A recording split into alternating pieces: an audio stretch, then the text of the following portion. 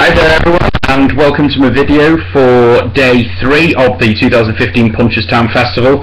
Had a half decent day today, but it could have been so much better. Obviously the nap of the day, Dom Cossack won how I fully expected him to do, and I'm delighted with my anti-post Gold Cup bet for next year now. If I don't say so myself, I'm working out the permutations of laying it off, maybe even just in case something goes wrong, but either way it's looking promising for next year.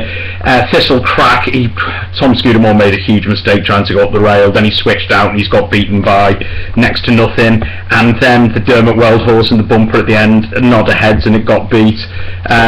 So all in all, it's been a decent day, but it could have been a lot better.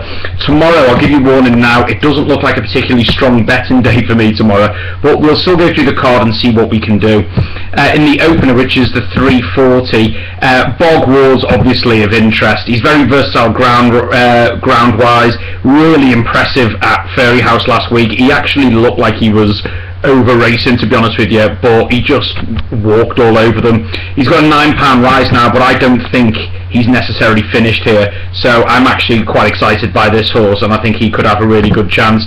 Dandridge is interesting for Arthur Moore, in that he's a really big hold-up performer, and last time he did make eye-catching headway. I just watched some video form, but he's gone, and it should have a good pace, but he's going to need a pace to aim to, and he's given £9 or £8, I think it is, to Bog Warrior, so it'll take something special to turn it round.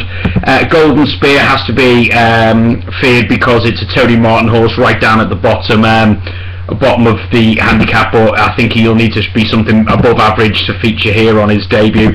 Same with Master Appeal.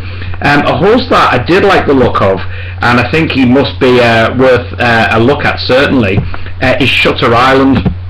Currently 20 to 1. He's been running on the all-weather, and over hurdles he hadn't looked exactly a natural, but what we're looking for here is a summer horse, because his best form on the flat, and even when he's been performing in point-to-point etc., has been on like the summer months. So it's 16 to 1. That could run you a half decent race, so I just think it's worth highlighting out. It's a very tough race, so I'd recommend going with Paddy Power, giving top 5, but more from 1, 2, 3, I'm actually going to put in Bog War from Dandridge, and actually I'm going to put in Shutter Island as well, because I think that's overpriced at 20s. The Handicap Chase, the next, I said these are all huge field handicaps, which I don't really like getting involved in. The standout horse here is Ned Buntline, run a perfectly respectable race at Cheltenham, and I've watched the race when he fell at Aintree, and he was going absolutely fine for Tony McCoy, turning in there as well, and the way the race broke up the home straight, you've got to think he would have had a chance. This is nowhere near as good as either of those two races, so if he's over that fall, he could run a good race. It's just bizarre not seeing Tony McCoy on, to be honest with you. Jackson's Lady, also in the McManus colours, interests me. He looked brilliant winning last time out. This slightly softer ground is what he's after, and again he's a hold-up horse, and there's a lot of front runners here, so if he gets a strong pace to aim at of 10 stone 9, he could run a really good race. An interesting horse as well, again at a huge price, is Mount Cola. He's 25 to 1. He's won 8 from 25, and his best performances have been on bad ground. Now it's softish ground in Ireland with more rain expected overnight. Last time out he was completely out of his comfort, out of his class and everything at Cheltenham. The going was wrong, but if this rain comes, he's an interesting one at 20 to 1, but no more than that. A horse that you've got to mention is obviously Uparzo as well, because it's Willie Mullins and Ruby Walsh.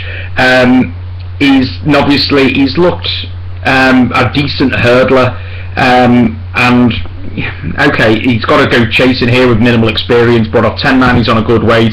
Mullins has launched these in before, so you've got to think he'd go close. But from a 1, 2, 3 here, I'm actually going to go with Ned Buntline, because I think if he's got over that fall, it's a big if, he's got a great chance, and I'm happy to pick him ahead of Jackson's Lady as a 1, 2 for McManus with Uparzo, but with an honourable mention for Mount Collar if the rain comes. The cross country is next, and the horse I'm going to go with here actually is, well, it kind of surprised me myself. I've talked myself out of backing one. The horse I'm going with is Dogora. Now Dogora came 4th behind Rivage d'Or at Cheltenham, but the difference was this horse, he was up there throughout and he was pushing for the lead the whole time, just going and going and going, and I think he paid the price for it. Basically because everything that came that day, other than any currency, came from miles in behind.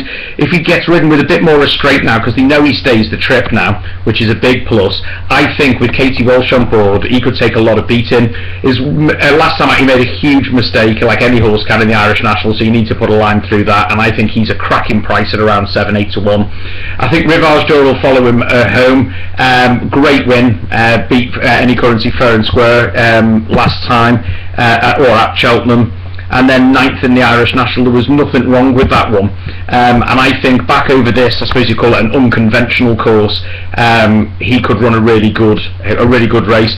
Quantitative Easing obviously he's got a line through the form as well. Everyone's saying when he got carried out he was going the best, but one thing about this horse is quite often it does flatter to deceive in a finish. I remember one of the trials for the cross-country race at Cheltenham before Christmas, it looked like he was going to pull back my old favourite Any Currency, and he just didn't get there. So at 5 to 4, I'm not saying he won't win, but I think that's more because it's Bolger and Carberry. I'm happy to go against it, although you can mention Uncle Junie does nothing wrong, but isn't getting any younger at 14 and has already had 5 races this season, so that's interesting to see how he is. One horse I will mention though at 40 to 1, Rose of the Moon. He was another one, he came 7th behind Rivage d'Or at Cheltenham. Well, he was another one who was front running throughout and just got tired, and I think again if you ride him with a bit more restraint, he's a classy horse this. And it's interesting that Diego Mir is sending it over. Jake Greenall's booked to ride as well. I'm actually looking here, there's 50 to 1 in places. I'm actually going to have a few quid each way on that, as well as Bagora, because I think that's just overpriced. And if you again, Rain with a bit more restraint, he could go very close. The next one's the big one, which is the World Series Hurdle, as they're calling it now. It's all about Hurricane's Fly stepping up to 3 mile, but the worry I have with this is I get the impression, just because Faugheen's going for the 2 miler, it's a late in the day switch up to 3 miles. Now, he won 5 years ago, Hurricane Fly, at 2.5 miles, but this is 3 miles, which he's never done before. And the one thing I would say on this one, he seemed to outpace the likes of Jeski at Cheltenham, and then Jeski carried on 1 pace behind him at 4th. But Jeski, okay, we'll never know what happened when Arctic Fire fell, but he needed the full 2.5 mile at Aintree. So my gut feeling saying I'd rather be back in Jeski at 3 to 1 than Hurricane Fly at around 6 to 4. A horse I'd really like though, and I think could cause an upset here, is De Dig Out. Really impressive last time. He's a real good battler, and he seems to be all about staying. The going is the only worry I have, and he's also never taken on this class of opposition before, but he could run a good race, as could Lieutenant Colonel.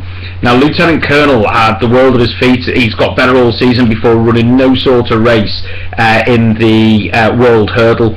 But it's interesting that Brian Cooper prefers De Dig Out to Lieutenant Colonel today. Saying that, he got it wrong. He went on Road to Riches today instead of Don Cossack, which I'm glad to say he did, in a way, because he definitely got that one wrong. Of the others, it's hard to see anyone coming, even taking a part in it. You've got to mention 1000 Stars because he absolutely loves it around here, but on his return he was 3 lengths behind De Dig Out, who was going further away the further they went, and I don't think over 3 mile it would necessarily change. I'm actually going to go for an upset here, which you can get at the end of season. I'm going to go for De Dig Out to beat Jeski and Hurricane Fly, but that is literally a shot in the dark. My strongest bet of the day is actually in the 605, a 3 mile handicap, and it's for a horse called Pleasant Company. I actually had it tipped up from a friend of mine last time when he came 3rd, and he came there absolutely cruising and found 0, but it was his first start for Willie Mullins. Ruby Walsh actually said afterwards, I would ride him a bit different again, because he said I used my finishing kick too early. I had him too far back. It is true, watch the video, he was 8 lengths. Well, not even 8 lengths, he was about 4 lengths out the back, 8 lengths off the lead, turning for home, and tried to come through the pack and then had to go wide, and he used up too much. With this bigger field, I think we'll get more pace. Paddy Power again giving top 5. Ruby Walsh knows it better. 11.4 is an attractive mark. He's my actual nap of the day tomorrow. Interesting, my next nap of the day here is also running in the same colours, and that is Guess Again. He again has come from David Pipe to Tony Martin, so this is what's getting me concerned, because I know what this yard are like for doing stable swizzers, to put it in a very nice way. He was initially he was going well when falling at Cheltenham, and then next time out in a Sandown handicap he won really well. He's actually on an 18 mark, a lower mark over hurdles than he is over fences, and while he hasn't been over hurdles for a while, if he likes to switch back to it, he could be so well enough 10 stone 9. It could be, he could take a lot of pigging back. Nina Carberry booked for Tom Taft's interesting on Rogue Trader, because he actually got up and forced a dead heat from miles back at Limerick on his latest start, and everything about it seemed to be that he was a stayer. Okay, it's his first time handicapping on quicker ground, but that means for me he could have got in under the radar, so he's an interesting one, while at a huge price, and I might just be going a bit nuts when I even looked at this one, is a horse called Abolitionist, I think you do it. He's a tough sort, he keeps on running. He actually made a reasonable turn to action over fences last time, he came 4th. He gives his running, and the fact that they're now going back over hurdles at 11 stone 1 suggests that they could be trying to land a bit of a touch, and the handling yard can do it. So he's worth a big mention at a bigger price. But in terms of 1, 2, 3, I'm happy to go with Pleasant Company to beat No Secret and Rogue Trader. I'm going to spend seconds on the 2 mile Ryanair Novice Chase, because Umdasu probably will win this by 20 lengths if it stands up. It's as easy as that. I've never seen a Arkle performance like that for us since Masterminded, to be honest with you. Melodic Rendezvous would be interesting with Jody Codd, who's again gone and harvested all of the novice races today, but nice to see him getting a ride in a big race here. He could be interesting if it goes soft, but Smashing as the best form behind Umdasu in there earlier on the season. He actually got within 12 lengths at Fairy House, and then ran third to Jill Gamboa, so Smashing's the alternative. But it's, as I said, it's a 1 horse race if he stands up. Umdasu from Smashing and Melodic Rendezvous. The 2 mile novice hurdle is a very difficult race, the 7:15, but then I think that the first 3 in the market are the ones to look at. The horse I'm coming with is Hannah's Princess, who's got better all season. His one win this year was by 14 lengths over 2 mile 3, and last time out he came second over 2.5 mile, but he just didn't seem to fully get home. I think further improvements likely over 2 mile. I think he'll go for home sooner rather than later, and I think Hannah's Princess is the play here. Lyrical Form and Urana came 3rd and 4th to each other, and I think Urana's only the favourite because Ruby Walsh is on it, but I actually think Lyrical Theatre, getting £3 off him, and obviously again from the Mullins yard, I would be picking him over Urana. Urana's done nothing wrong, and you know, even Ruby Walsh can pick the wrong one. You've got to mention Whiteout as well, because that's again from the Mullins yard.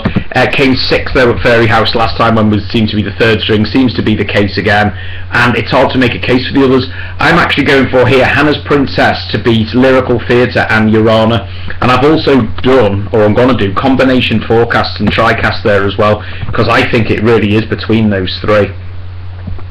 The final race tomorrow is obviously another bumper. They love the bumpers at the Punchestown Festival, and the interesting fact we've got here is that there's 2 being sent over from Nicky Henderson, and he's put, obviously it's for the novices this one, he's put Nina Carberry for OK Corral, who's a sister out of, who's actually related to Tidal Bay, who's an out and out stayer, so I'm not 100% convinced 2 mile here is what he's actually looking for.